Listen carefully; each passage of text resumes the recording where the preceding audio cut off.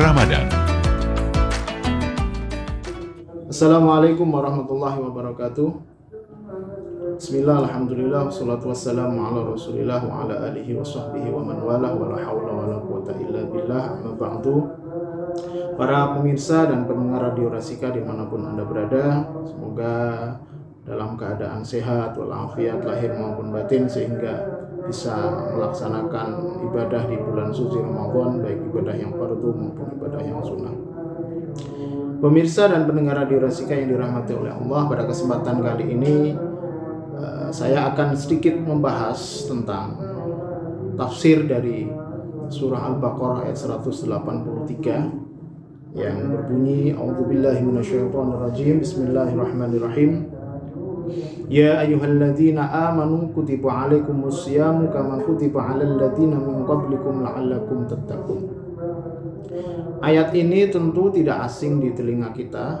Ayat ini sering kita dengar terutama menjelang puasa atau di bulan-bulan puasa seperti ini, karena ayat ini adalah dalil atau argumen dari perintah kewajiban melaksanakan puasa Ramadan bagi umat Islam di seluruh dunia. Walaupun di ayat itu tidak ada bunyi Ramadan, hanya berbunyi alaikumus syam, tapi di situ menggunakan al. Itu menunjukkan bahwa puasa yang dimaksud dalam ayat 183 itu adalah puasa Ramadan. Ini juga diambil dari penjelasan yang ada di surat yang sama. Di ayat 185 di situ dikatakan, Syahrul Ramadan alladzi unzila fihi al-Qur'an hudal lin-nasi wa bayyinatin minal huda wal furqan faman syahida minkumus syahra falyasumhu. Jadi dua ayat ini bisa dipahami bahwa ayat 83 yang dimaksud dengan puasa di ayat 83 tidak lain adalah puasa Ramadan. Pendengar dan pemirsa Radio Rasika yang dirahmati oleh Allah, ada 3 poin yang mungkin akan saya bahas dalam kesempatan kali ini terkait ayat 183 dari surah Al-Baqarah. Yang pertama adalah kata kutiba dalam ayat ini. Kenapa ayat ini menggunakan kata-kata kutiba, atau yang kalau diterjemahkan ke dalam bahasa Indonesia menjadi diwajibkan, tidak menggunakan kata yang lain seperti misalnya wajaba, ini juga bahasa Arab artinya wajib, juga tidak menggunakan kata-kata farodo yang dalam bahasa disebut fardu, yang juga maknanya hampir mirip. Setelah saya menelusuri beberapa sumber tafsir, para ulama ternyata sudah membahasnya panjang lebar. Menurut salah satu penjelasan dijelaskan bahwa ketika Al-Quran menggunakan kata kutiba, ini menunjukkan bahwa pesan atau perintah yang ingin disampaikan adalah perintah atau sesuatu yang amat agung, sesuatu yang amat mulia, namun sekaligus berat. Ya. Kalau kita lacak di dalam surah Al-Baqarah, kata kutiba alaikum itu setidaknya terulang sebanyak 5 kali. 1 kali itu berbicara tentang kisos, ya, tepatnya ayat 178 berbunyi, Ya ayyuhalladzina amanu kutiba alaikumul qisasu fil qatla. Ayat ini berbicara tentang hukuman kisos dalam kasus pembunuhan. Kemudian 1 kali juga berbicara tentang wasiat. Kemudian 1 kali berbicara tentang puasa, yaitu ayat 183. Kemudian 2 kali dalam surah Al-Baqarah terulang 2 kali menggunakan kata-kata kutiba itu, dan dua-duanya adalah berbicara tentang peperangan atau qital, ya.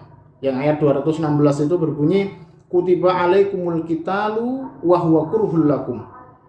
Jadi ketika Quran menggunakan kata-kata kutiba dalam perintahnya yang dalam surat Al-Baqarah terulang sebanyak 5 kali tadi, ini menunjukkan bahwa perintah itu adalah perintah yang agung, perintah yang amat kuat sekaligus berat, karena perang, ya, kemudian kisos, kemudian wasiat dan puasa.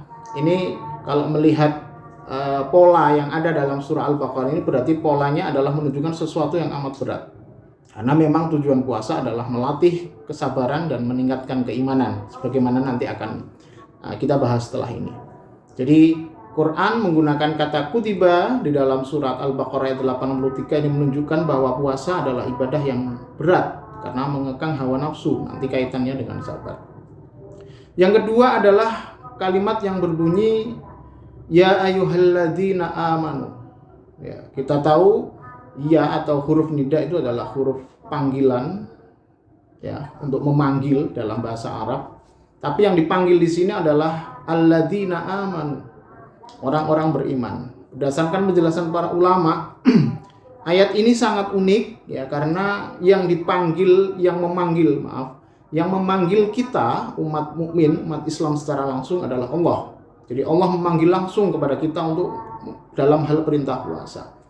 Biasanya ketika ada perintah atau syariat apa gitu ya, itu Allah memerintahkan kepada Nabi Muhammad untuk menyampaikan kepada umatnya. Tapi khusus dalam konteks puasa ini Allah sendirilah yang memanggil ya ayyuhalladzina amanu. Ini menunjukkan bahwa puasa menempati posisi yang amat spesial di sisi Allah, menempati posisi yang sangat mulia di sisi Allah. Ini sebagaimana juga dalam salah satu hadis ya, kalau tidak salah diriwayatkan oleh Al-Imam Al-Bukhari dari sahabat Abu Hurairah.